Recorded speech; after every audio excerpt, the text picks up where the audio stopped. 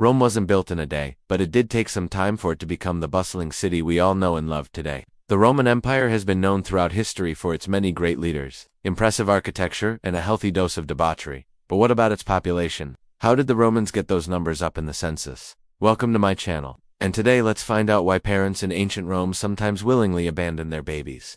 In the modern world, when you hear the word infanticide, you think of some horrific crime, which it is, but the practice of killing infants and young children was more common in the past than you might imagine. In ancient Rome, this disturbing practice was commonplace and surprisingly accepted by society. You see, having lots of kids was seen as a blessing, but only if they lived to adulthood and furthered the family line. If not, they were viewed as a burden. This wasn't unique to the Romans, but they took it to another level. Ancient Rome was established around 753 BC. From these humble beginnings, it grew into a sprawling metropolis, home to over 1 million people at the height of its power. That's about 20% of the entire population of the United States living in just one city. That's crazy. Life in the city was expensive, dangerous, and unsanitary. There were few public services and even fewer rules or regulations, so being poor and getting sick was practically a death sentence.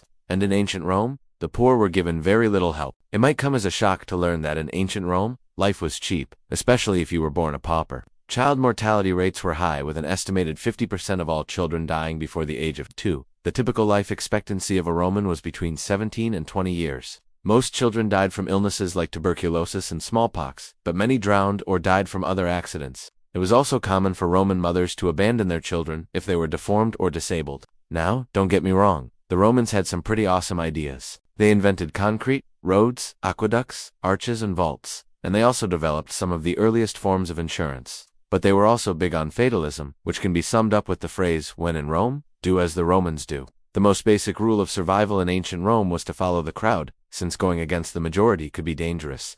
For example, if someone was arrested for a crime, they would be thrown into prison without any way to defend themselves. If they were found guilty, they were put to death. At that point, friends and family members of the accused would throw coins at the ground in front of the judge. The judge then weighed the money. If it was heavy enough, the convict was set free. But if it wasn't, well, they met a grisly end.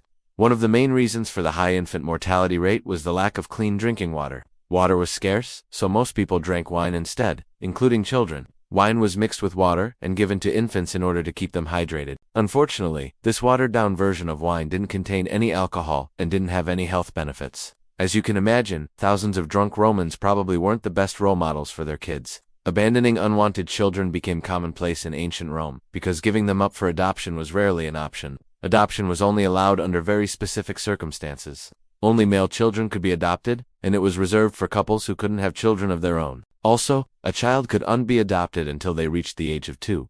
This meant that there were few places for unwanted children to go, and so many were left to die. Another reason why infanticide was so common was the belief that exposing children to the elements built character.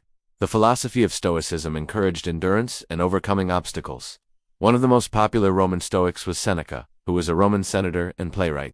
His life spanned from 04 BC to AD 65, during a time when Rome ruled over vast territories across 3 continents. Seneca believed that exposing children to the elements was vital to their development. He once said, "He who is not trained in his early years to bear hardships will never be able to do so at any time of his life." Stoicism was a major factor in how Roman children were raised, or rather weren't raised. Roman fathers often left the raising of their children up to wet nurses, slaves, and servants. It was thought that this would allow the father to focus on his career. However, this usually meant that the child received very little attention and affection from their parents.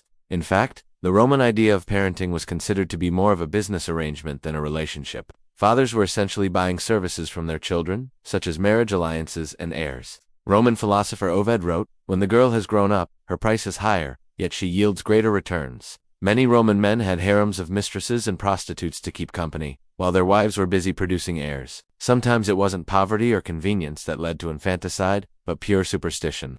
Twins were seen as an unlucky omen in Roman culture, so it was customary to kill one of the twins and leave the other to live. Obviously, this was done with the surviving twin in mind, as 2 of anything was too much of a good thing in ancient Rome. You see, Romans believed that too many of a good thing could turn bad. This included girls, slaves, and even cows. One of the most infamous cases of suspected infanticide in ancient Rome was the death of Romulus, the legendary founder of the city. Legend has it that Romulus killed his twin brother Remus. After the two fought over where to build their new settlement, some historians believe this story may have been created as propaganda to boost Romulus's legitimacy as a leader.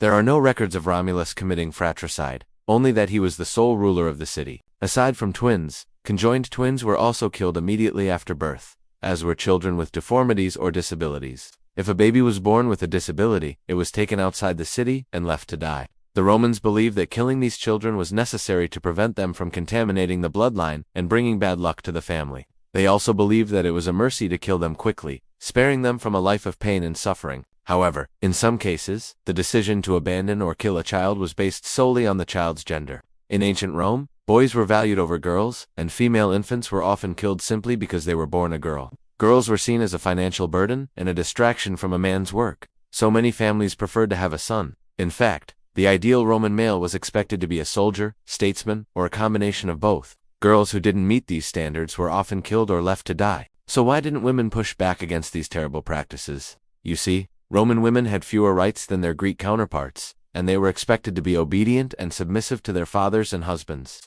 They were also prohibited from owning property, so they had no economic independence. This made it difficult for women to fight for their rights or protect their children. With all of this in mind, it might seem like ancient Rome was a terrible place to live. However, it's important to remember that the Romans did make some advancements for women. They had more legal rights than women in other civilizations, and they could own property in some cases.